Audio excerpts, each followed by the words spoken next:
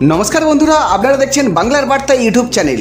আর কয়েক মাস পর অর্থাৎ 2026-এ পশ্চিমবঙ্গে বিধানসভা নির্বাচন নিজেদের মতো করে প্রস্তুতি শুরু করে দিয়েছে শাসক বিরোধী বিভিন্ন রাজনৈতিক দল। তবে এই মুহূর্তে রাজ্যের যা পরিস্থিতি, তাতে যে কোনো মুহূর্তে ঘুরে যেতে পারে 2026-এর বিধানসভা ভোটের ফলাফল।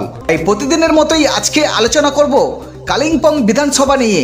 তো বন্ধুরা, 2011, 16 ও 21-এর বিধানসভা নির্বাচনে কোন দল কত ভোট পেয়েছিল এবং 2026-এর বিধানসভা নির্বাচনে এই কালিম্পং বিধানসভা থেকে তৃণমূল, বিজেপি না বাম কংগ্রেস কে সম্ভাব্য জয়ী হতে পারে, চলুন দেখে নেওয়া যাক।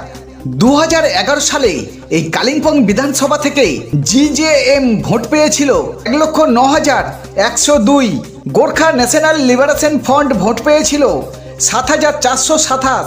কংগ্রেস ভোট পেয়েছিল 3,399। 2016 সালে এই কালিম্পং বিধানসভা থেকে জিজেএম ভোট পেয়েছিল 67,693।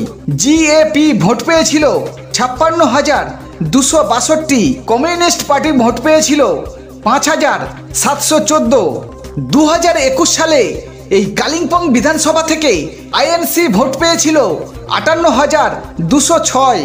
বিজেপি ভোট পেয়েছিল 54,336। আইএনডি ভোট পেয়েছিল 31,856। তো বন্ধুরা, পূর্বের ফলাফল অনুযায়ী 2011 ও 16-র বিধানসভা নির্বাচনে এই কালিম্পং থেকে জিজেএম জয়লাভ করেছিল এবং 2021-এর বিধানসভা নির্বাচনে কংগ্রেস জয়লাভ করেছিল। তবে 2026-এর বিধানসভা নির্বাচনে এই কালিম্পং বিধানসভা থেকে জনমত সমীক্ষায় বলছে এখান থেকে বিজেপি জয়লাভ করবে। তো বন্ধুরা, অবশ্যই আপনাদের মতামত কমেন্ট করে জানাবেন এই কালিম্পং বিধানসভা থেকে কে জয়লাভ করবে।